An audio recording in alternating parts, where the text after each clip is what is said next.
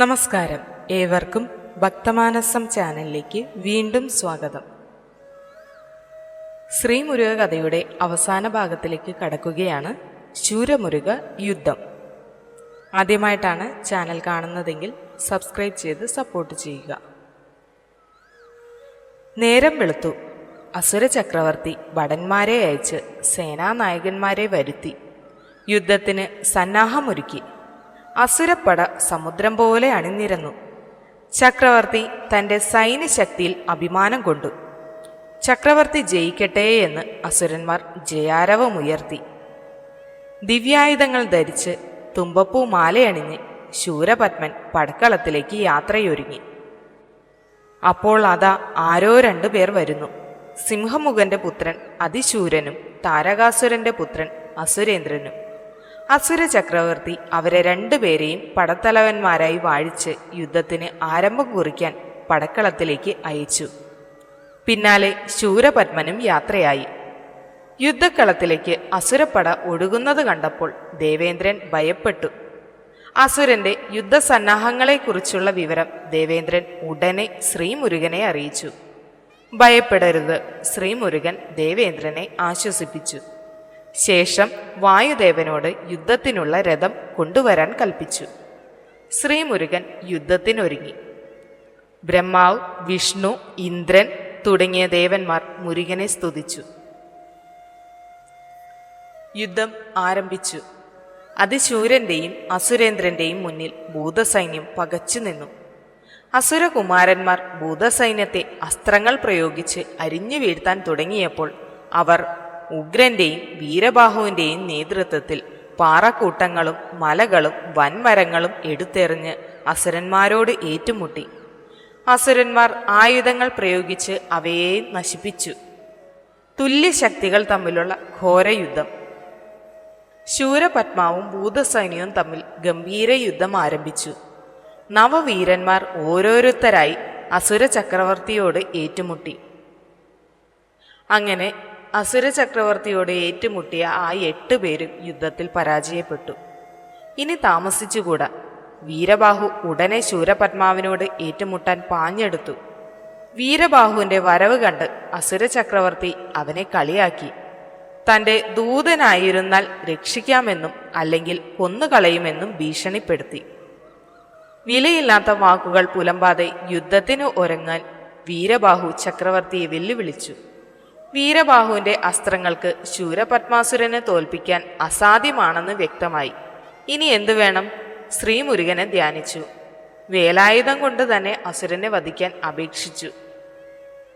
അസുര ചക്രവർത്തി അയച്ച ബാണങ്ങളെ വീരബാഹു മുറിച്ചു തള്ളി. ശരവർഷം തൂകി അസുരന്റെ രഥവും സാരഥിയെയും തകർത്തുവെങ്കിലും അസുരൻ ഉടനെ മറ്റൊരു രഥത്തിലേറി പുതിയ സാരഥിയുമായി അസ്ത്രങ്ങൾ വർഷിച്ചു. എല്ലാ ദിവ്യായുധങ്ങളും പ്രയോജനരഹിതം. അതിനെല്ലാം അതീതനാണ് ശൂരപത്മൻ. അസുരന്റെ അത്യത്ഭുതകരമായ ബലം കണ്ട് ഭൂതഗണങ്ങൾ മിഴിച്ചു നിന്നു. വീരബാഹു അവസാനമായി പാശുപതാസ്ത്രം ജപിച്ച് അസുരന് നേരെ പ്രയോഗിച്ചു.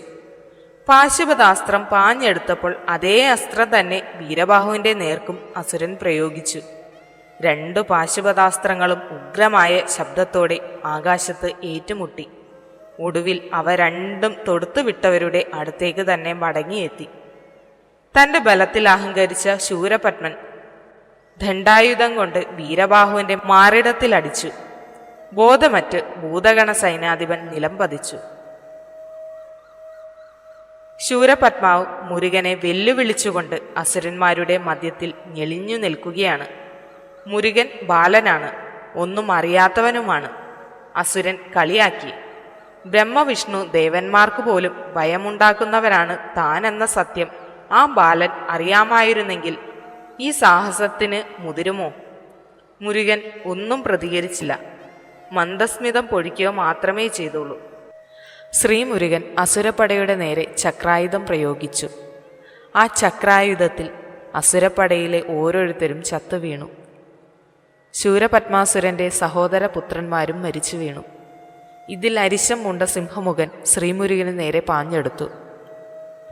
സിംഹമുഖൻ 1000 കൈകളിൽ വില്ലുകൾ ധരിച്ച് ദേവന് നേരെ അസ്ത്രം വർഷിച്ചുകൊണ്ടേയിരുന്നു.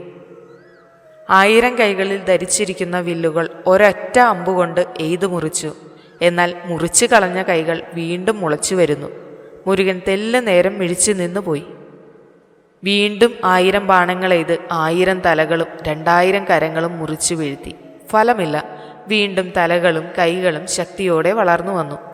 അസുരൻ വീരയാഗം അനുഷ്ഠിച്ചതിൻ്റെ ഫലമായി പരമേശ്വരൻ നൽകിയ വരമാണിതെന്ന് മുരുകൻ തിരിച്ചറിഞ്ഞു. മുരുകന്റെ അത്ഭുത സിദ്ധി കൊണ്ട് പിന്നീട് തലകൾ മുളയ്ക്കുകയുണ്ടായില്ല. അവ അകത്തേക്ക് വലിഞ്ഞുപോയി. കാഴ്ചയിൽ ഒരു തലയും 2 കൈകളും മാത്രം.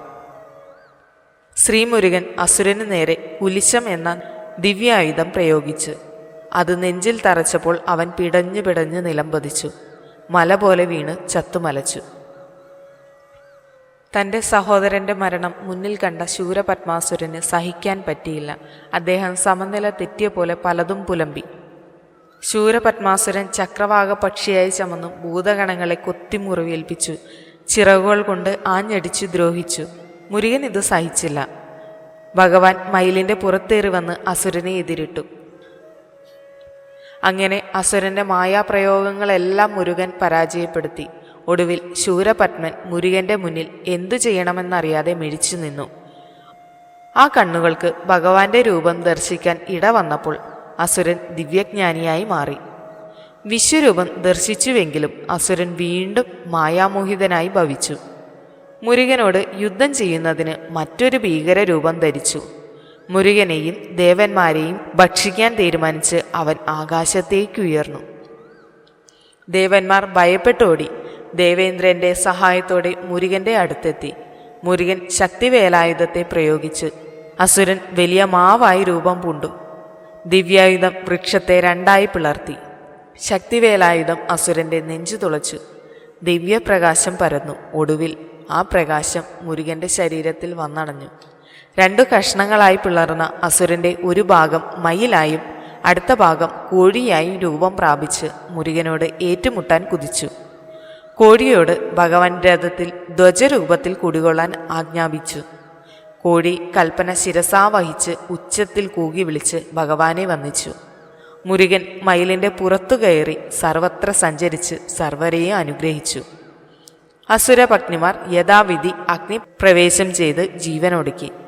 അസുരപുത്രനായ ഹിരണ്യൻ ശുക്രാചാര്യരുടെ നിർദ്ദേശപ്രകാരം മാതാപിതാക്കൾക്കും മറ്റു ബന്ധുക്കൾക്കും വേണ്ടി മരണാനന്തര കർമ്മങ്ങൾ ചെയ്ത് കൈലാസനാഥനെ ഭജിച്ച് ശേഷിച്ച കാലം ചെലവഴിക്കാൻ തീരുമാനിച്ചു. മുരുകൻ കാരാഗ്രഹവാസികളെ മോചിപ്പിക്കാൻ വീരബാഹുവിനെ അയച്ചു. ബന്ധനവിമുക്തരായ അവർ സന്തോഷത്തോടെ മുരുകനെ വന്ദിച്ചു. മുരുകൻ മയിൽപ്പുറത്തു കയറി വീരബാഹു, നവവീരന്മാർ, 108 സേനാധിപന്മാർ തുടങ്ങിയവരോടൊപ്പം തിരുച്ചെന്തൂരിലെത്തി. പിറ്റേന്ന് നേരം പുലർന്നു. മുരുകൻ പിതാവിനെ പൂജിച്ച് അനുഗ്രഹം വാങ്ങി അവിടെ നിന്നും തിരുപരംകുറ്റം എന്ന സ്ഥലത്തേക്ക് യാത്രയായി. ശാപവിമുക്തരായ മുനീശ്വരന്മാരും ബ്രഹ്മാദിദേവന്മാരും മുരുകനോട് ആ മലയിൽ വിശ്രമിക്കണമെന്നാവശ്യപ്പെട്ടു. അവിടെ താമസിക്കുന്നതിന് വിശ്വകർമാവ് മുരുകന് ഒരു നഗരം നിർമ്മിച്ചു. ഇന്ദ്രന്റെ ആഗ്രഹമനുസരിച്ച് മുരുകൻ ദേവസേനയെ വിവാഹം കഴിച്ചു. അവർ അരമനയിൽ സസുഖം വാണു. കാലം കടന്നുപോയി. കാഞ്ചീപുരം എന്ന നഗരത്തിനു സമീപം ലവലി എന്ന മലയിൽ ഒരു വേടരാജാവ് ഉണ്ടായിരുന്നു. നാരദമുനിയുടെ ഉപദേശമനുസരിച്ച് രാജപുത്രി മുരുകനെ സദാ ധ്യാനിച്ചുകൊണ്ടിരുന്നു. വേടപുത്രിയായ വള്ളിയെ ശ്രീമുരുകൻ അവളുടെ സ്നേഹം പരീക്ഷിച്ചറിഞ്ഞ് വിവാഹം കഴിച്ചു. പിന്നീട് തിന കാക്കുന്ന മാടത്തിൽ പോയി 2 പേരും മായാവിനോദത്തിൽ ഏർപ്പെട്ടു. ബ്രഹ്മാദിദേവന്മാർ വള്ളി മുരുകന്മാരെ പുഷ്പവൃഷ്ടി ചെയ്തു. പിന്നീട് മുരുകനും വള്ളിയും തുരുത്തണി മലയിൽ എത്തിച്ചേർന്നു. അവിടെ ശിവനെ പ്രതിഷ്ഠിച്ച് പൂജിച്ച് അവർ വസിച്ചു. പിന്നീട് അവർ 2 പേരും അവിടെ നിന്നും സ്കന്ദഗിരിയിലെത്തി. ദേവസേന ഇരുവരെയും എതിരേറ്റു. മൂവരും സിംഹാസനത്തിലിരുന്ന് ഭക്തന്മാരെ അനുഗ്രഹിച്ചു വാണു. ശ്രീമുരുക കഥകൾ ഇവിടെ അവസാനിക്കുകയാണ്. ഏവർക്കും നന്ദി.